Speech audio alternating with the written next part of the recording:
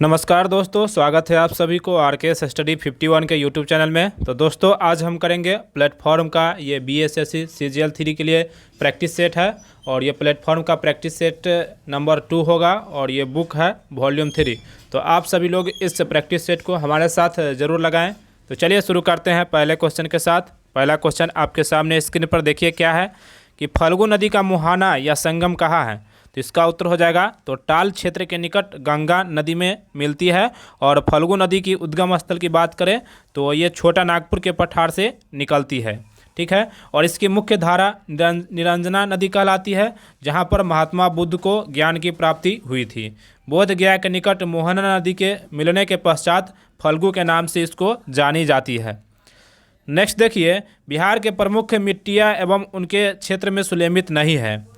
तो देखिए इसका उत्तर हो जाएगा खादर मिट्टी, जो कि सुलेमित नहीं है। पटना गया के क्षेत्र में खादर मिट्टी नहीं पाया जाता है।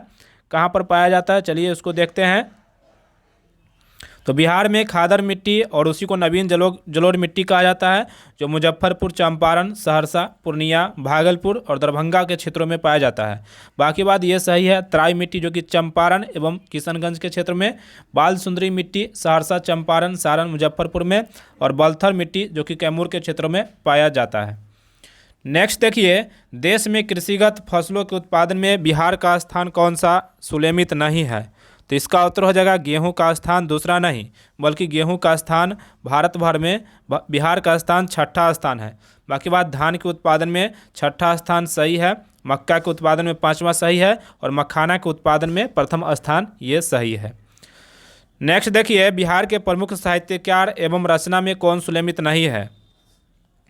तो इसका उत्तर हो जाएगा मंडन मिश्र, जो कि वर्ण रत्नाकार, ये सही नहीं है। मंडन मिश्र के रचनाकार की बात करें जो कि ज्योतिश्वर ठाकुर के द्वारा इसकी रचना की गई थी, ठीक है। आगे देखिए मिलान करते हैं। केदारनाथ मिश्र प्रभात कैकेयी, ये सही है। नागार्जुन के द्वारा रतिनाथ की चाची, ये सही है। और नलिन बिलोचन शर्मा के द्वारा विष के दांत, ये बिल्कुल सही है। तो इसका उत्तर हो जाएगा डी। नेक्स्ट देखिए, कुंवर सिंह के पिता का नाम क्या था। तो इसका उत्तर हो जाएगा साहबजादा सिंह, जो कि 1857 के क्रांति में सक्रिय थे। कुंवर सिंह के साथ में उनके भाई अमर सिंह भी उनके साथ में 1857 के विद्रोह में शामिल हुए थे। आगे देखिए, फिरंगिया गीत किसने लिखा था।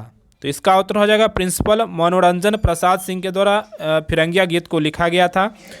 नेक्स्ट देखिए, संविधान का किस अनुच्छेद में राज्यपाल की नियुक्ति से संबंधित प्रावधान है। तो इसका उत्तर हो जाएगा अनुच्छेद 155 में राज्यपाल की नियुक्ति राष्ट्रपति के द्वारा किया जाता है। राज्यपाल का पद कहाँ से आया, तो याद रखिएगा 1935 के भारत शासन अधिनियम से। लेकिन राज्यपाल की नियुक्ति प्रक्रिया की बात करें तो ये कनाडा के संविधान से लिया गया है। आगे देखिए, अनुच्छेद 163 में क्या है, तो राज्य के मंत्रिपरिषद की चर्चा है। और अनुच्छेद 164 में क्या है कि 164 में है कि राज्यपाल राज्यपाल जो है मंत्रिपरिषद की नियुक्ति करेंगे। और साथ में 175 की बात करें तो 175 में देखिए क्या है, तो 175 में है कि राज्य विधानमंडल के सदन में अभिभाषण का संदेश भेजने को राज्यपाल का अधिकार दिया गया है। आगे देखिए, निम्नलिखित में से कौन सा सुलेमित सही है। तो इसका उत्तर हो जाएगा सैडल पीक, जो उत्तरी अंडमान में बिल्कुल सही है। माउंट डायोबेलो की बात करें तो जो कि यह दक्षिण अंडमान में नहीं बल्कि मध्य अंडमान में स्थित है। और माउंट थुलियर जो कि ग्रेट निकोबार में है, तो याद रखिएगा ग्रेट निकोबार में है। जबकि माउंट कोयोबो जो है तो याद रखिएगा ये दक्षिण अंडमान में है। तो इसका उत्तर क्या हो जाएगा डी। नेक्स्ट देखिए, निम्नलिखित में से किसे भारतीय योजना प्रक्रिया के प्रथम ब्लूप्रिंट के रूप में माना गया है। इसका उत्तर हो जाएगा विश्वेश्वरैया योजना को ब्लूप्रिंट के रूप में माना गया है। आगे देखिए, किस अनुसूची में संविधान द्वारा मान्यता प्राप्त भाषा का उल्लेख किया गया है। तो इसका उत्तर हो जाएगा 8वीं अनुसूची में। भारतीय संविधान में 22 भाषा की चर्चा किया गया है।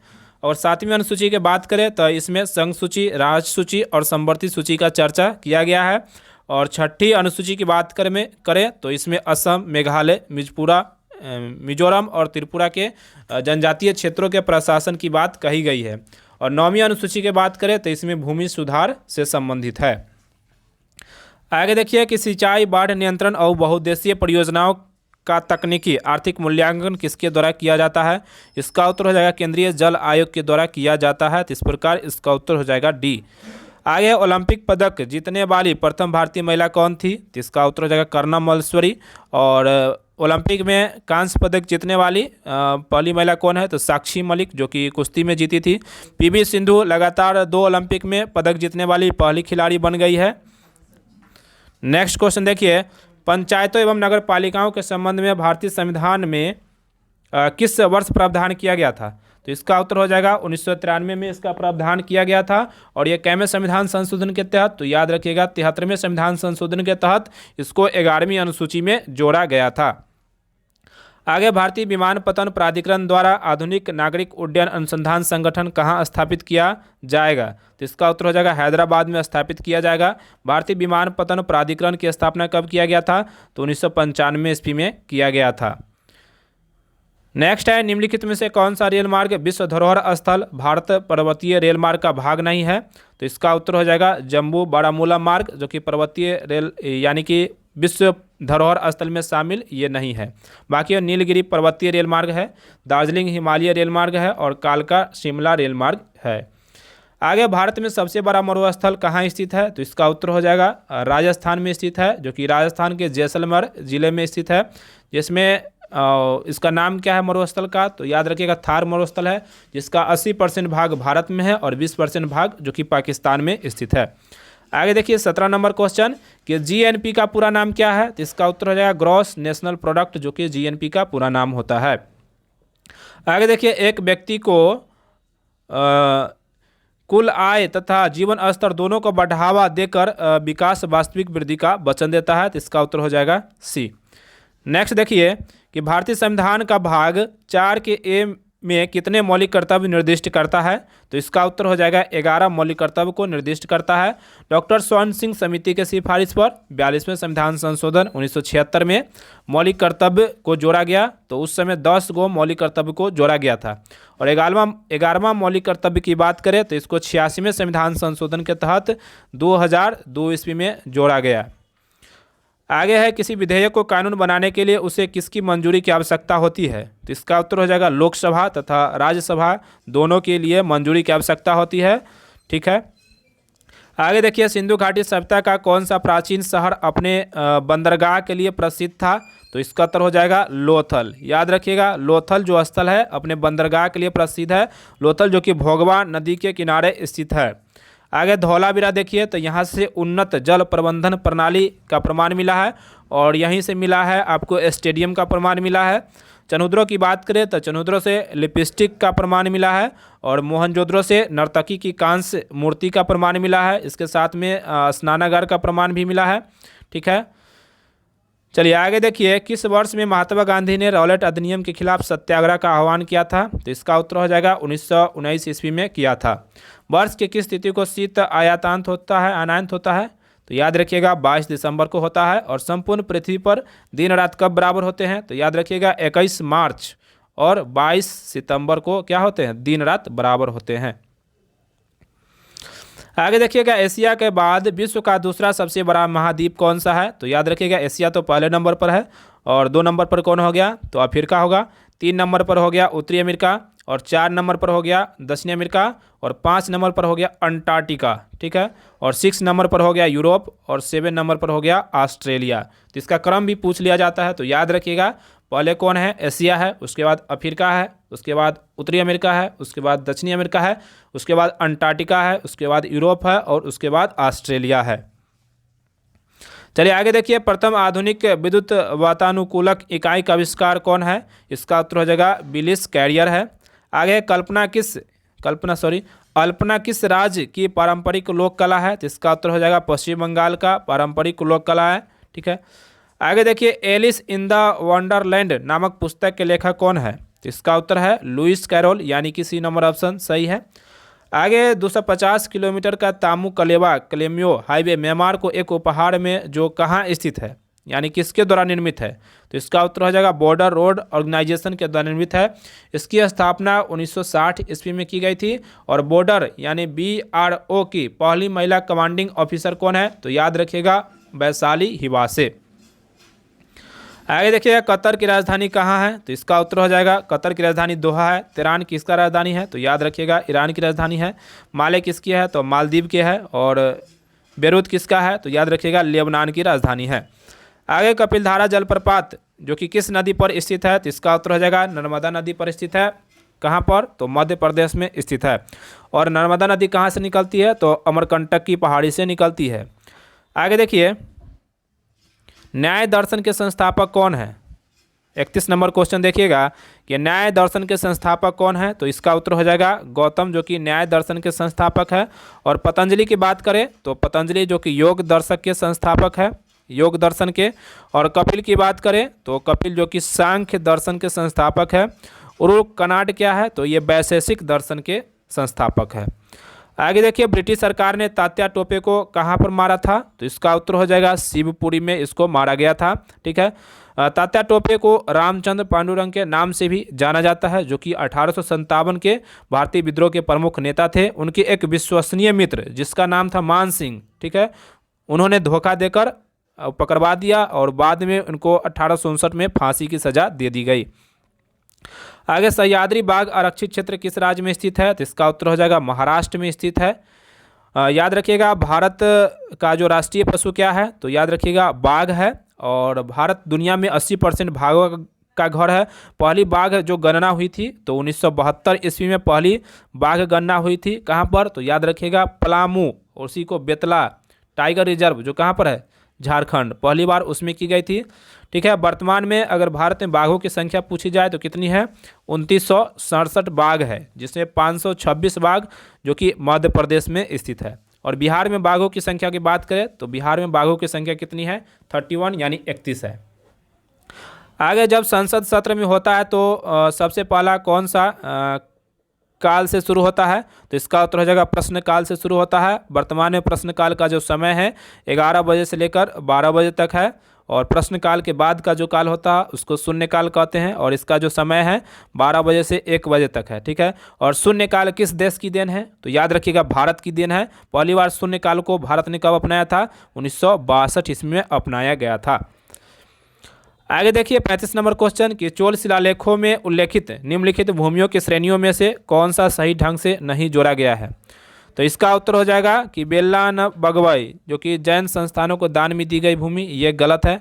बाकी ब्रह्मदेव यानी कि ब्रह्मदेव को भेंट में दी जाने वाली भूमि सही है। देवदाना यानी मंदिरों को भेंट की जाने वाली भूमि सही है। साला भोग यानी एक स्कूल के रखरखाव के लिए भूमि, ये बिल्कुल सही है। नेक्स्ट देखिए किस विधेयक में प्रावधान दिया गया है कि भारतीय न्यायाधीश भी यूरोपियन व्यक्तियों पर मुकदमे चला सकते हैं, ताकि भारत काम करने वाले अंग्रेज और भारतीय न्यायाधीशों के बीच समानांतर स्थापित किए जा सके, तो इसका उत्तर हो जाएगा इल्बर्ट बिल, जो कि कब आया था, 1882 ईस्वी में आया था। और इसको प्रस्तुत किया गया था 1883 ईस्वी में लॉर्ड रिपन के समय में। आगे देखिए 8 ग्रहों में पृथ्वी सूर्य से कौन से स्थान पर स्थित है, तो इसका उत्तर हो जाएगा पृथ्वी जो कि सूर्य से तीसरे स्थान पर स्थित है। याद रखिएगा ये सूर्य है, और सूर्य के बाद पहले कौन आता है, बुध आता है। ठीक है, उसके बाद शुक्र आता है, उसके बाद पृथ्वी आता है, उसके बाद मंगल आता है, उसके बाद बृहस्पति, उसके बाद शनि, उसके बाद अरुण, उसके बाद वरुण। नेक्स्ट देखिए कि उत्तरी गोलार्ध में कर्क रेखा एवं उत्तरी ध्रुव वृत्त तथा दक्षिणी गोलार्ध में मकर रेखा और दक्षिणी ध्रुव के क्षेत्र वाले कटिबंध को क्या कहते हैं, तो इसका उत्तर हो जाएगा उसको हम शीतोष्ण कटिबंध कहते हैं। आगे भारत के नए महान्यवादी कौन बने हैं, तो इसका उत्तर हो जाएगा आर वेंकट रमनी बने हैं। महान्यवादी की चर्चा अनुच्छेद 76 में किया गया है। ठीक है, और इसकी नियुक्ति राष्ट्रपति के द्वारा की जाती है, और संविधान में इसकी कार्यकाल की कोई चर्चा नहीं है। ये राष्ट्रपति के प्रसाद प्रयत्न पद पर धारण करते हैं। महान्यवादी की और बात करें तो महान्यवादी संसद के किसी भी सदन के सदस्य नहीं होते हैं, लेकिन सदन में अपना बहस कर सकते हैं, बोल सकते हैं, लेकिन निर्णायक मत देने का अधिकार नहीं है, तो जो अनुच्छेद 88 के तहत। नेक्स्ट देखिएगा कि मनप्रीत सिंह किस खेल से जुड़े हुए हैं, तो इसका उत्तर हो जाएगा हॉकी से जुड़े हुए हैं। आगे देखिए कोल्लम किस राज्य का पारंपरिक लोक कला है, तो इसका उत्तर हो जाएगा केरल का एक पारंपरिक लोक कला है। नेक्स्ट है देखिए स्वर्ण कमल पुरस्कार किस क्षेत्र में दिया जाता है, तो इसका उत्तर हो जाएगा सिनेमा के क्षेत्र में दिया जाता है, तो इसका उत्तर हो जाएगा बी। आगे देखिए 43 नंबर क्वेश्चन कि जीएनपी और जीडीपी के बीच एकमात्र अंतर यह है कि जीडीपी में कौन सा शामिल नहीं है। तो इसका उत्तर हो जाएगा जीडीपी में विदेश से जो आय प्राप्त होती है उसको शामिल नहीं किया जाता है। जीडीपी में घरेलू उत्पादन, इस्पात उत्पादन, माध्यमिक क्षेत्र आदि को जोड़ा जाता है। ठीक है, आगे देखिए कौन सा देश संघाई सहयोग संगठन शिखर सम्मेलन 2022 की मेजबान है। तो इसका उत्तर हो जाएगा उज्बेकिस्तान, जो कि मेजबान है। आगे देखिए भारतीय संविधान में कितने भाग है। तो इसका उत्तर हो जाएगा वर्तमान में 25 भाग है। आगे देखिए मैसूर के शासक परिवार का नाम क्या है। तो इसका उत्तर हो जाएगा वाडियार परिवार है, यानी कि सी ऑप्शन सही है। आगे देखिए प्रथम माइक्रो कंप्यूटर किसके द्वारा बनाया गया था। तो इसका उत्तर हो जाएगा चार्ल्स बेबेज के द्वारा पहला माइक्रो कंप्यूटर का निर्माण कराया गया था। आगे देखिए नेक्स्ट क्वेश्चन कि पानीपत का तीसरा युद्ध किसने जीता। तो इसका उत्तर हो जाएगा अहमद शाह अब्दाली ने जीता था, जो कि अफगान था। अहमद शाह अब्दाली और मराठों के बीच हुआ था, जिसमें अहमद शाह अब्दाली जीत गया था। पानीपत की तीसरा युद्ध की बात करें तो कब हुआ था। तो याद रखिएगा 1761 ईस्वी में पानीपत का तीसरा युद्ध हुआ था। पहला युद्ध की बात करें तो पहला युद्ध 1526 में, दूसरा की बात करें तो 1556 ईस्वी में हुई थी। तो तीनों युद्ध जो है याद रखना है। आगे देखिए प्रथम पंचवर्षीय योजना को किस वर्ष लागू किया गया था। तो इसका उत्तर हो जाएगा 1951 में लागू किया गया था। और पंचवर्षीय योजना का कार्यकाल जो था 1951 से 1956 के बीच कौन सा मॉडल। तो हेराल्ड डोमर मॉडल पर आधारित पहला योजना था, जिसमें कृषि पर बल दिया गया था। आगे देखिए रोहतांग दर्रा कहाँ स्थित है। तो इसका उत्तर हो जाएगा भारत में किस राज्य में। तो हिमाचल प्रदेश में स्थित है। आगे देखिए मिल्क ऑफ मैग्नीशिया का पीएच वैल्यू कितना होता है। तो 10.5 होता है। वहीं रक्त का पीएच मान 7.4 होता है। उसके बाद गैस्ट्रिक जूस का पीएच मान 1.2 होता है। नींबू का पीएच मान 2.2 होता है। शराब का पीएच मान 2.8 होता है। समुद्री जल का पीएच मान जो कि 8.4 होता है। पित्त का पीएच मान जो कि 7.7 होता है। ठीक है, दूध का पीएच मान 6 होता है। मूत्र का पीएच मान 6.4 होता है। लार का पीएच मान 6.5 होता है। तो इतना आप लोग याद रखते हुए चलेंगे। आगे देखिए निम्नलिखित में से कौन सा पादप हार्मोन पौधे के तने के विकास में मदद करता है। तो इसका उत्तर हो जाएगा जिबरेलिन, जो कि तने के विकास में मदद करता है। आगे देखिए हड्डी एवं मांसपेशी से जुड़ी होती है, जिसको क्या कहते हैं। तो इसको कहते हैं कंडरा, यानी कि टेंडन कहते हैं। और जब हड्डी से जुड़ी होती है तो उसको क्या कहते हैं, स्नायु, यानी कि लिंगामेंट्स कहते हैं। आगे देखिए नीचे उल्लिखित सूची में विषाणु जनित रोग की पहचान करना है। तो देखिए पहला टाइफाइड, जो कि जीवाणु के कारण होने वाला रोग है। खसरा, जो कि विषाणु से होता है। और डेंगू ज्वर, जो कि विषाणु से होता है। ठीक है, मलेरिया की बात करें तो ये प्रोटोजोआ से होने वाली बीमारी है। और एंथ्रेक्स, जो कि जीवाणु से होने वाली बीमारी है। तो पूछा जा रहा है कौन विषाणु जनित रोग है। तो ये 2 और 3 क्या हो जाएगा, 2 और 3, यानी कि डी ऑप्शन सही है। आगे देखिए उस अजैव कारक की पहचान कीजिए जिसके परिणामस्वरूप भंडारण हानि होती है। तो इसका उत्तर हो जाएगा नमी के कारण जो होता है भंडारण में हानि होती है। आगे देखिए वाष्पीकरण की दर निम्नलिखित में से किस कारक पर निर्भर नहीं करती है। तो इसका उत्तर हो जाएगा द्रव के रंग पर निर्भर नहीं करता है। तो याद रखना है। आगे देखिए कंपन का आयाम होता है। तो 4 ऑप्शन दिया गया है। तो इसका उत्तर हो जाएगा ए, यानी माध्य स्थिति से अधिकतम विस्थापन को कंपन का आयाम जो होता है वही होता है। आगे देखिए हम अगर प्रेरित करें कि हवा का स्थान ए से ऊंचाई बी पर जा रहे हैं तो क्या होगा। तो स्थान ए उच्च दाब पर है और बी जो है निम्न दाब पर है। तो इसका उत्तर हो जाएगा बी। आगे देखिए पानी के क्वथनांक को क्या होगा जब थोड़ा सामान्य नमक पानी में डाला जाए और फिर उसको गर्म किया जाए। तो इसका उत्तर जो हो जाएगा, उत्तर हो जाएगा ए, यानी पानी का क्वथनांक 373 केल्विन के ऊपर बढ़ जाएगा। आगे देखिए शकरकंद एक भूमिगत संरचना है जो भोजन को संग्रहित करती है। और इस पौधे में भोजन कहाँ तैयार किया जाता है। यह बहुत कंफ्यूजिंग क्वेश्चन है। भोजन तैयार कहाँ किया जाता है, तो फल में किया जाता है। लेकिन शकरकंद किसका उदाहरण है, तो एक प्रकार का जड़ का उदाहरण है। आगे देखिए निम्नलिखित में से कौन सी एक अभिकेंद्रीय कोशिका है। तो इसका उत्तर हो जाएगा मानव के लाल रक्त कोशिका जो है एक प्रकार का अकेंद्रीय कोशिका है। आगे देखिए 2 समान पात्र ए और बी में 75 डिग्री सेल्सियस पर बराबर मात्रा में गर्म पानी है। ए की बाहरी सतह को काले रंग से रंगा गया है। ठीक है, ए को काला रंग से रंगा गया है और बी को सफ़ेद रंग से पेंट किया गया है। उसके 10 मिनट के बाद ए का तापमान 55 डिग्री सेल्सियस पाया गया। तो बी का तापमान क्या होगा, तो 55 डिग्री सेल्सियस से क्या होगा, तो याद रखिएगा अधिक होगा। तो इसका उत्तर हो जाएगा सी। आगे देखिए यूरेनियम 238 के 10 की पावर 22 परमाणुओं को मिलीग्राम में द्रव्यमान परिकलित कीजिए। तो इसका देखिए कि यूरेनियम 238 यानी कि इसका परमाणु भार जो होगा 238 ग्राम होगा, और यूरेनियम में परमाणु की संख्या की बात करें तो 6.022 गुने 10 के पावर 23 होता है। तो इस प्रकार हम इसको निकाल सकते हैं। तो एक परमाणु भार बराबर क्या हो जाएगा, ठीक है, तो एक परमाणु भार बराबर होगा 238 गुने 10 के पावर 22 और बट्टा में 6.022 गुने 10 के पावर 23। अगर इससे हम इसको भाग देते हैं तो निकल के कितना आएगा, 3952 मिलीग्राम निकल के आएगा। तो इसका उत्तर हो जाएगा बी हो जाएगा। आगे देखिए निम्नलिखित में से कौन सा समन्यूट्री का सेट है। तो देखिए इसको निकालते हैं। न्यूट्रॉन मतलब क्या होता है, जब हम द्रव्यमान संख्या में से अगर परमाणु संख्या को घटा देते हैं तो वही न्यूट्रॉन की संख्या निकलती है। तो इसमें पूछ रहा है समान का सेट किसका है। तो यहाँ देखिए यहाँ पर फ्लोरीन और नाइट्रोजन दिया गया है, ठीक है। तो यहाँ 19 में से 9 घटाएंगे तो यहाँ पर 10 होगा, और यहाँ पर 14 में से 7 गया 7 होगा, तो ये तो नहीं होगा। यहाँ देखिए 14 में से 6 गया 8 होगा, और यहाँ 14 में से 7 गया 7, ये भी नहीं होगा। यहाँ देखिए 14 में से 6 गया 8 हो गया, और 19 में से 7 गया कितना हो गया, तो 12 हो गया। और डी में देखिए 14 में से 6 गया 8, और 16 में से 8 गया 8। तो इस प्रकार इसका आंसर क्या होगा, डी, यानी कि समान न्यूट्रॉन इसमें स्थित है। आगे देखिए जब हम पहाड़ के ऊपर चढ़ते हैं तो क्या होता है। तो इसका उत्तर होगा तापमान और दाब दोनों घटते हैं, ठीक है। आगे देखिए किसकी उपस्थिति के कारण झींगा और तितलियाँ एक ही फाइलम से संबंधित है। तो इसका उत्तर हो जाएगा सांधित पैरों की उपस्थिति के कारण झींगा और तितलियाँ जो है एक ही फाइलम से संबंधित है। आगे देखिए गुप्त ऊष्मा का विमीय सूत्र क्या है। तो इसका उत्तर हो जाएगा डी, यानी कि m0 L²T/2, जो कि गुप्त ऊष्मा का विमीय सूत्र होता है।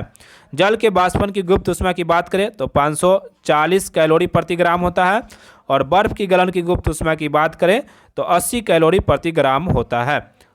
इसका फॉर्मूला की बात करें तो Q बराबर ml, और यहाँ पर L क्या हो जाएगा, गुप्त ऊष्मा होगा, ठीक है। आगे देखिए किसी पिंड का कोणीय संवेग संरक्षित है यदि उस पर कार्यकारी क्या हो, तो बल आघूर्ण शून्य हो तो कोणीय संवेग संरक्षित रहता है। आगे देखिए परजीवी गाय रोजी के दूध में मिलने वाला प्रोटीन कौन सा है। तो इसका उत्तर हो जाएगा मानव अल्फा लेक्ट एल्बुमिन, जो कि इसका गाय का नाम क्या है, तो रोजी नाम है। आगे देखिए यंग के प्रयोग में यदि प्रकाश पूर्णतः एक वर्णीय न हो तो क्या होगा। तो इसका उत्तर हो जाएगा दीप्त फ्रिंजों की चमक कम हो जाएगी। इसका उत्तर हो जाएगा बी। चलिए आगे देखिए अम्ल और उस पदार्थ जिसमें वह पाया जाता है उसको मिलान करना है, और इसमें से कह रहा है कौन सही नहीं है। एस्कॉर्बिक अम्ल सही नहीं है, गलत है, क्योंकि इमली में कौन सा अम्ल पाया जाता है, टार्टरिक अम्ल पाया जाता है।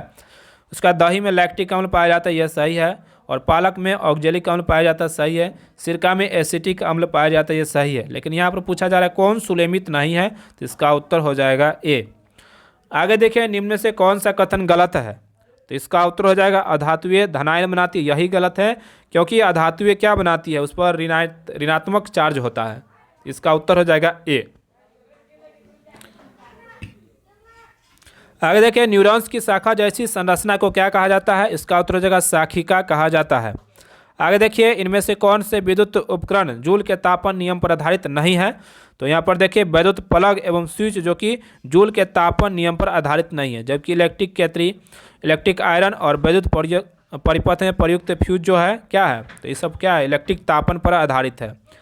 आगे देखिए स्तनधारियों से संबंधित इनमें से कौन सा कथन गलत है। तो देखिए इसका गलत कथन को चुनना है। तो इसका उत्तर हो जाएगा सी, इनमें हृदय में 3 प्रकोष्ठ होता है, गलत है, क्योंकि स्तनधारियों के हृदय में 4 प्रकोष्ठ होते हैं। समानतः स्तनधारियों के बाल होते, ये सही है। बच्चों को दूध पिलाने के लिए इनमें स्तन ग्रंथियाँ मौजूद होती है, सही है। कुछ स्तनधारी अंडे देते हैं, जैसे में डक बिल्ड प्लेटिपस जो कि अंडे देने वाले स्तनधारी होते हैं। इसका उत्तर हो जाएगा सी। दोस्तों ये वीडियो आपको कैसा लगा आप लोग कमेंट करके जरूर बताइए। अगर अच्छा लगा होगा तो लाइक कर दीजिएगा, दोस्तों के साथ शेयर कर दीजिएगा, और जो लोग सब्सक्राइब नहीं किए हैं तो सब्सक्राइब जरूर कर लीजिएगा। तो चलिए मिलते हैं नेक्स्ट वीडियो में, तब तक के लिए धन्यवाद।